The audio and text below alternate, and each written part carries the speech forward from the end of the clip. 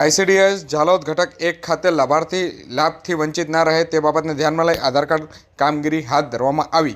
આ તારીખ 1/2/2025 શનિવારના રોજ સાંજે 4 કલાકે મળતી માહિતી મુજબ ઝાલોદ તાલુકાના ઘટક 1 ખાતે આંગણવાડી કેન્દ્રના લાભાર્થી લાભથી વંચિત ના રહે તે બાબતને ધ્યાનમાં લઈ અને તમામ ઘટક શાખાએ આધાર કાર્ડ કાર્યરત કરવામાં આવી છે।